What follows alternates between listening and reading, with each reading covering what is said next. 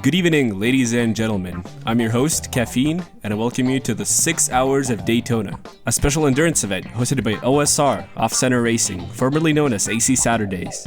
Alongside the usual weekly Saturday races, OSR also runs a handful of special events, and this was one of them. Following on from the 4 hours of Road Atlanta, this time taking things to Daytona. Daytona is one of those tracks that's just a lot. High speeds, heavy banking, tight corners, and basically no room for error. Well, it's sketchy. And over 6 hours, it's more about staying consistent than trying to pull off cool overtakes. The race started with 24 cars on the grid, and representing CK Delta were 2 drivers, myself and Seminonis. Over the course, we plan to have 5 driver swaps, changing every hour, trying to stay out of trouble, and not tire ourselves out. So yeah, 6 hours, Daytona, a full grid, and a long night ahead. Let's get into it. Seminonis pulled off a decent qualifying session, putting us in P14 with me on the starting stint. And before the race even started, on the formation lap, some guy sent it straight into the guy who was starting in P2. Watch out, watch out, watch out, watch out! It's kind of fucked up, but I have to admit it did look really funny from my perspective. Okay, enough dilly-dallying. Let's start the race.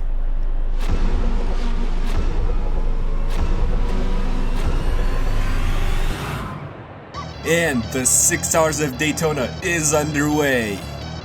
Coming into turn 1, the whole grid is just meters apart from one another, with me right in the middle of it. As we approach turn 4, we see 2 intermediates collide, car 98 and 51, both spinning and knocking car 25 off the track. First yellow flag of the race. As a race leader, Makambe in car 33 heads to turn 2, I finished my first lap of the race in P13. While our race was going smoothly, I can't say the same for the driver of car 25. Not only did they get spun out on the first lap and fall back to P22, but on lap 3 they had another accident that could have ended a lot worse than it did. Although I shouldn't be laughing, cause on lap 6 the same thing happened to me in turn 1. Very unlucky. And 1 lap later we had the first full course yellow of the race, after car 44 and 3 had an incident, with car 3 blowing up one of their tires. Funnily enough, car 3 got disqualified for not keeping Delta during the full course yellow, and car 37 and 98 both also got penalties for not following the rules of the FCI. We also got a safety car, and me, along with a few other drivers, were allowed to overtake the safety car.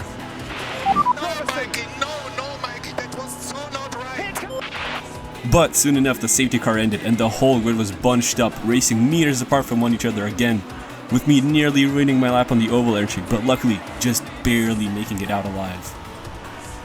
Just a few turns later, I had a brain fart and hit car 25 on turn 1 and ended up getting a 10-second penalty for it from race control. He didn't lose a position, but I sure as hell did, as I fell from P13 all the way down to P17. Wasn't too happy with myself about that one. Bar sanity. Fight like your life depends on it. With my teammate cheering me on in VC, I kept going. After all, at least from mine and Seminonis' experience, a lot of endurance racing is mental. The moment you start getting frustrated or overthinking every little thing, that's when you start throwing. And just one crash out can throw your whole rhythm off, and if that happens, you're cooked. And on Daytona, with places like the bus stop where you're going at 200 kilometers an hour, small mistakes can cost minutes of your time. So instead of pushing like there's no tomorrow, it's about staying calm, trusting yourself, and just clicking off clean laps. So the most important part in these endurance races is just focus. Okay, I'll stop waffling now. On lap 17, cars 67 and 47 crashed on turn 1, and I got the advantage, overtaking both of them and moving up to P14. When Vlesi in car 37 hit Baker at 260 kilometers an hour, nearing the bus stop, blowing up not one, but both of his rear tires, resulting in another safety car. And the most sad part is that he crashed because of a netcode error. I feel bad for the guy. After pitting at the safety car, I came out in P12, and on the restart, car 9 smashed into car 48, with them getting stuck in the middle of the road. But I somehow managed to narrowly avoid bumping into him. And just one turn after, GT also had an accident going into the grass, with my teammate telling me I'd just move up to P9. And man, I was defending from car 32 like my life depended on it. And just a few laps later, I finished the first hour of the race in P9, swapping out with Seminonis, who came flying out of the pits and managed to get us 2 positions in just 2 laps, passing car 9, who failed to pull off an undercut, and car 44 on the oval part of the track. By lap 8, Seminonis was up in P11, behind car 80, but catching up by just a few tenths, lap by lap. On lap 11 of Seminonis' stint, as he was being lapped by car 77, because of high ping, he got teleported backwards and nearly knocked into the barrier. It was a close one, but Seminonis managed to save it. After 10 or so more laps, car 47 and 77 had an accident at the bus stop. Seminonis was driving past, and again managed to just barely scrape past without getting involved. For the most part, Seminonis' sim was very uneventful, and near the 2-hour mark of the race, a red flag was brought out because of some technical issues in the back end. And after a quick vote between the drivers now currently in the cars, it was decided we'd pause and restart from the positions we were in when the flag came out. Up to that point, there hadn't been a single meaningful overtake, mostly just overtakes from people pitting, but somehow, through consistency, Seminonis dragged our shitbox up into P7, and by the final laps of that stint, he was basically running on fumes, stretching the fuel as far as it would physically go just to keep us in position for the race restart. And once again, we were in grid positions, this time with me behind the wheel. Obviously, it was still the dead of night, and there were 4 more hours of the race remaining. And naturally, the race restart wasn't without its shenanigans. Before I start complaining, let me just remind you that, according to the rolling start procedure, linked in the Off-Center Racing New Friendly Motorsports League renowned for its short name and clean races rulebook, overtaking, until the green light is shown, can only be done after 5 seconds of the person standing still. And the penalty for doing so is a 30-second stop and go. So, before we even make it to the first turn, I get overtaken by not 1, but 2 cars. And this car 98 guy, he was supposed to start at P9, and the dude moved up to P7. Fucking P7. In no way does this channel support any form of witch hunting or bullying of individuals who may or may not be guilty of crimes against racing. Oh, also Ghost kissed the wall while he was warming his tires. Alright, once again, it's lights out, and we're off. The restart was every bit as chaotic as the opening of the race, with a ton of collisions, and all of them seemingly involving the race leader, who was in car 33.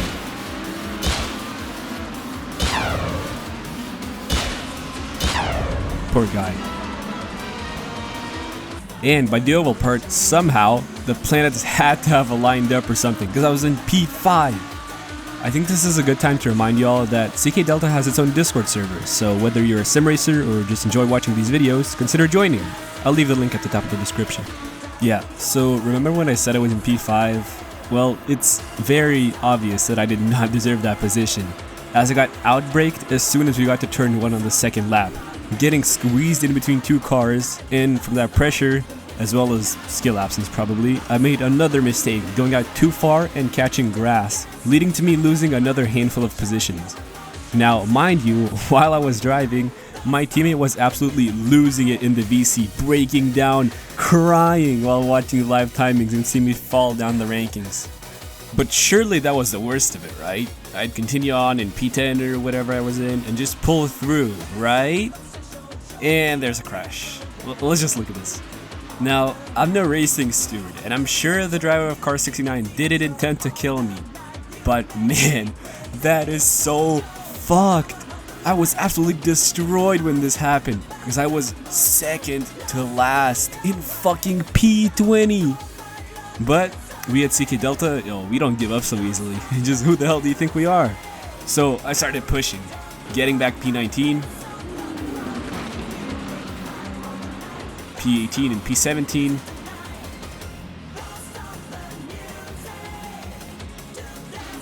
Oh look, it's one of the guys that overtook me on the formation lap. Karma. Oh, and also P16 with P15 also just around the corner.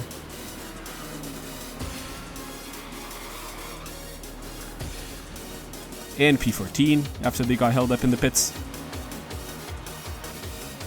Got to P13 and P12 too,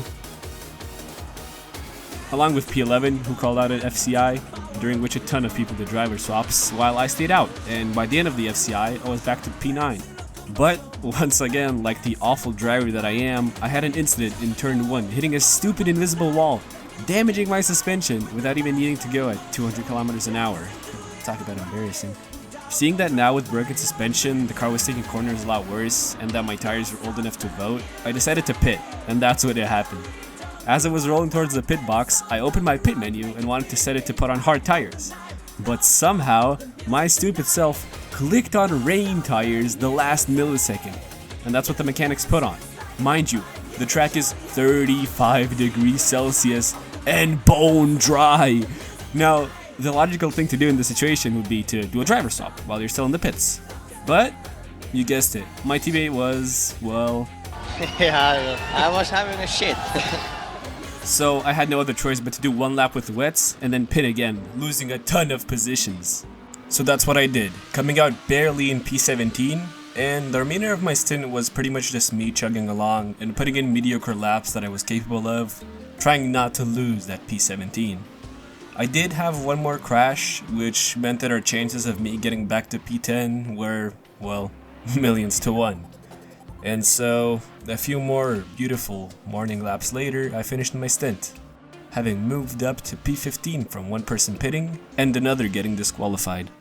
Seminonis rolled out of the pits in P15, around 9 seconds ahead of P16 and a lap behind P14, but quickly making up that gap, soon getting P14 from a person pitting and still catching P13. But with the added bonus of the literal Grim Reaper in car 44 following closely behind.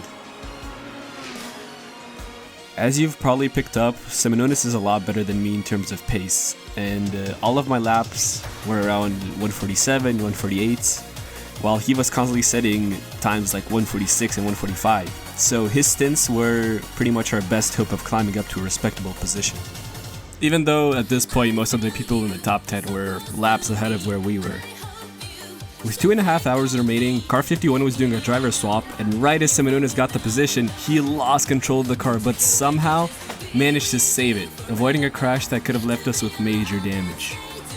And while Seminonis was keeping pace, cars 69 and 32 were having a multiple lap long battle, most of them pushing for the position, before car 69 of XDXGP lost control and fell back.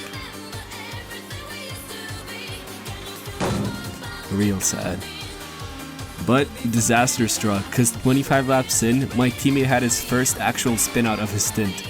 But despite that mistake, he managed to still get a position from car 47, who were doing a driver swap and failed to come out ahead, securing us in P12. The stint had an unfortunate ending though, cause right as Seminonis wanted to pit for the driver swap, a FCI started, but it ended too soon without us getting the chance to get an advantage from it. And, as if it wasn't going badly enough, during the driver swap, my Assetto Corsa crashed. Assetto Corsa pakrasno. Tu durnas. And by the time that I actually managed to join the server, our long pit time was already up, and we had fallen back to P15. But, obviously I kept going and tried my best, all while trying to keep our mood up in the process. Lopez. On the 10th lap of my stint, I lost control of the car in the bus stop and smashed the car into the wall, getting heavy body and suspension damage. Luckily, it wasn't so severe that I had to get towed, but regardless, I had to pit. And, as if it was planned beforehand, 10 more laps later, I seriously misjudged the braking distance in turn 1, smashing the car's rear into the barrier.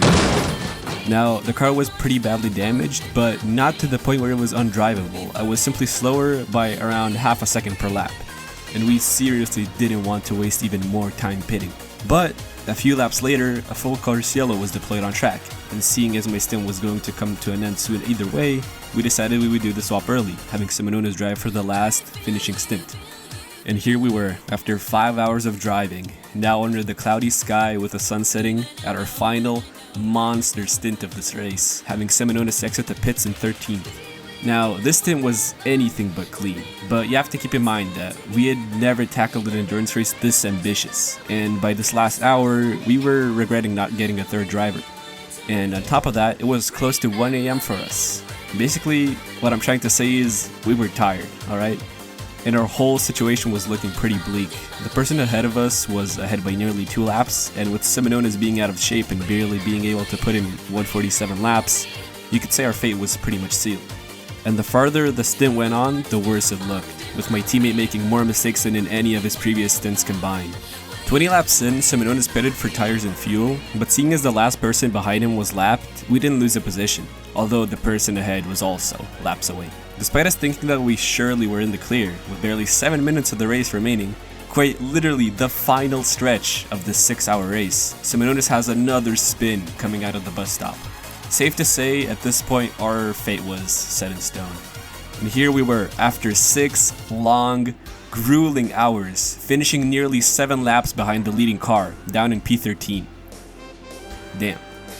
We ended up getting 15 seconds of penalties for me killing that one guy and both of us speeding in the pit lane. But to be frank, considering only 17 out of the 24 cars actually finished the race, P13 was a pretty bad result for us, as we were expecting to get a way higher position. Either way, this was an amazing experience for both me and Seminones, and we're seriously looking forward to our next endurance race, whenever it may be.